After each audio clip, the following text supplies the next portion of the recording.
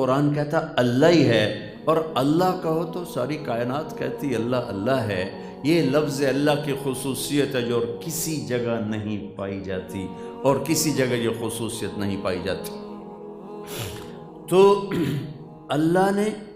دنیا اور آخرت کے اندھیروں سے نکالنے کے لیے قرآن دیا۔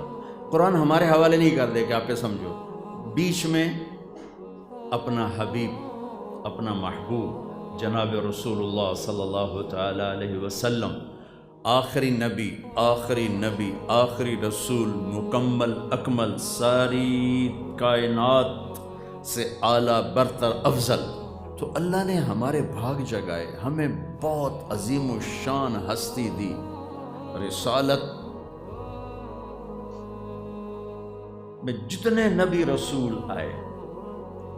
آپ نے کہا میں سب کا نبی اور رسول ہوں، سب کا، صرف ہمارے نہیں ہیں، پچھلوں کے بھی ہیں، اگلوں کے بھی ہیں، کہ میں سب کے لیے رسول بن کر آیا۔ آپ نے فرمایا نبیوں کے سردار 4 ہیں، نوح،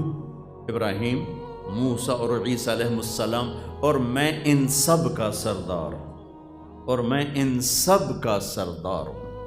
آپ نے فرمایا تم قیامت کے دن دیکھنا سب سے پہلے قبر سے میں اٹھوں گا، اور تم دیکھنا اللہ کا جھنڈا میرے ہاتھ میں ہوگا،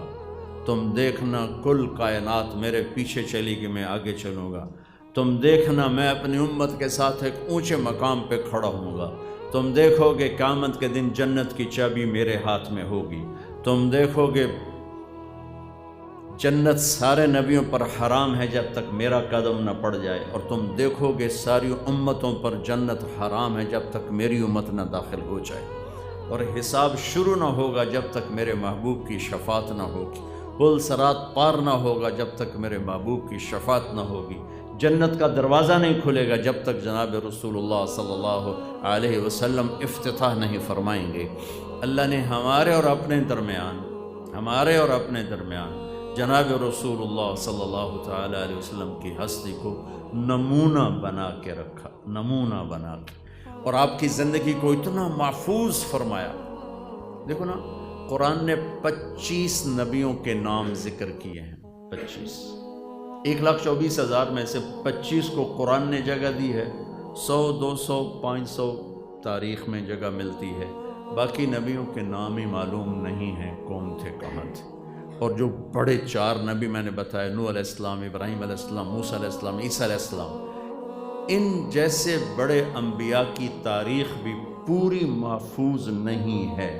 لیکن میرے نبی واحد ہستی ہیں جن کی زندگی کی ہر شے محفوظ۔ آپ کی ذات تو ذات ہے، آپ کی ہستی تو ہستی ہے، میرے نبی کی بکریوں کے نام محفوظ، سناتا رہتا ہوں۔ 9 بکریاں تھیں، عجوہ، سقیہ، زمزم، برکہ، ورثہ، اطلال، اطراف، غیثاء، قمراء، یہ 9 بکریاں تھیں۔ ان میں ایک بکرا تھا یمن، اس کا نام تھا یمن، ان کو چرانے والی تھی ایمن۔ اس میں آپ کی ایک بکری قمراء، وہ آپ کی زندگی میں مر گئی۔ جس نبی کی بکریوں کے نام اللہ نے ہم تک پہنچائے ہوں، ان کی سیرت نہیں محفوظ ہوگی۔ جس گھر میں آپ تشریف فرما ہوتے تھے، ایمن ان بکریوں کا دودھ نکال کر وہاں پہنچا دیتی تھی۔ آپ گئے، 2 اونٹ تھے، ایک کا نام تھا عسکر، ایک کا نام تھا ثعلب، 4 اونٹنیاں تھیں، جدعا، ازبا، شہبا، قصوا۔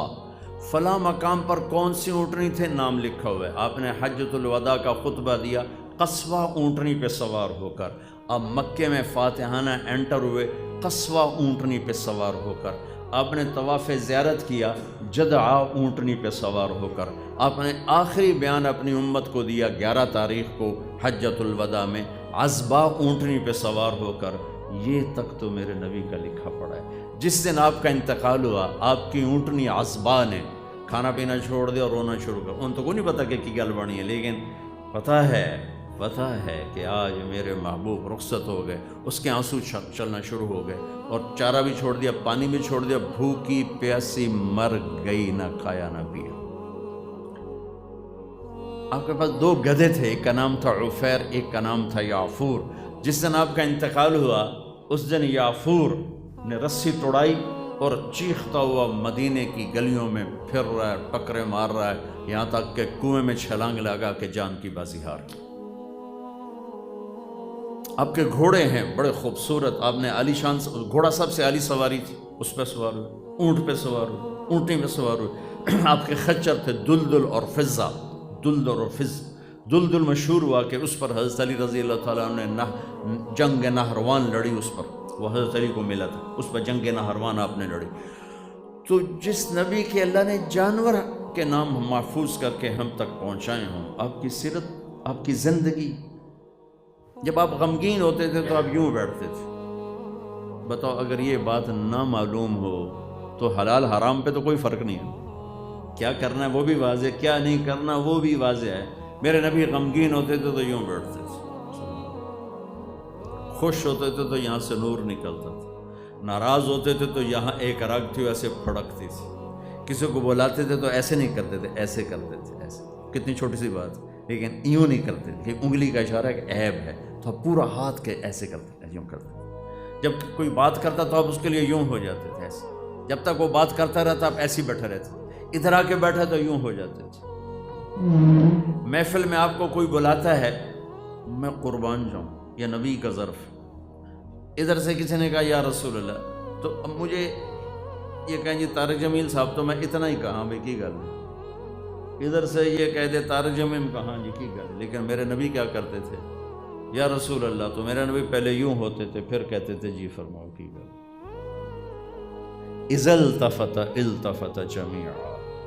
کر کے تو کوئی ڈوکھا کام، کوئی ادھر سے بلاتا تو پھر آپ پورا یوں ہوتے تھے جی فرماؤ، کسی نے یوں پکارا تو آپ یوں ہوتے تھے، پورا عزت دیتے تھے، سینے سے سینہ ملا تھا۔